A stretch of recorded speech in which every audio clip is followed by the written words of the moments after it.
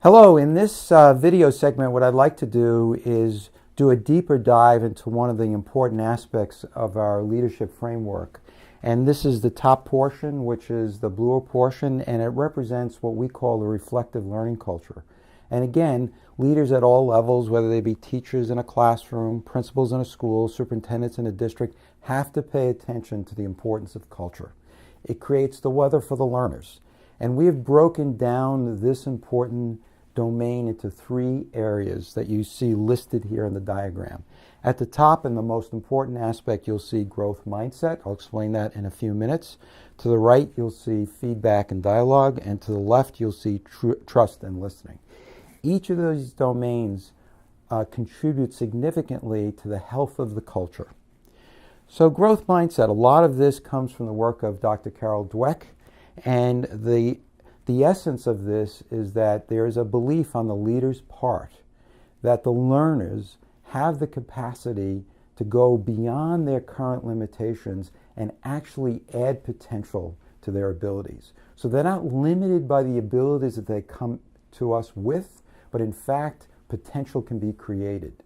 And there's a set of strategies that leaders need to utilize so that we allow learners to realize that it's not our gene pool that limits our understanding of mathematics or ability to teach certain learners.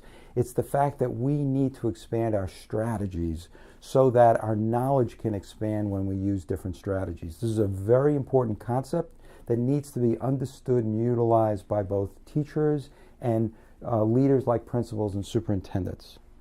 If you look to the left, you'll see a very important concept that in lots of ways we all understand, but we're not quite sure how to develop, and that is trust. Trust is an essential element because what it allows both students and adult learners to do is to go forward and make the mistakes that are so essential to learning, but to be able to do so in a safe arena. How do we develop trust? Well, at Teachers 21, our work has looked at the research and helps teachers, principals, and superintendents expand in this zone. And one of the critical aspects that actually leads to trust building is if people think you're hearing them and understanding their feelings. Now that may sound so simple, but in reality it is challenging work, and in this high-tech world sometimes we forget the power of effective listening.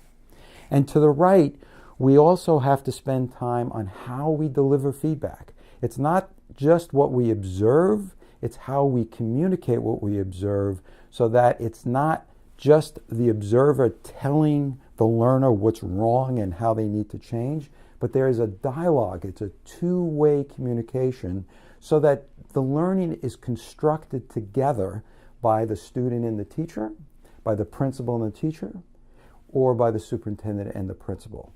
These three key domains represent what we call a reflective learning culture.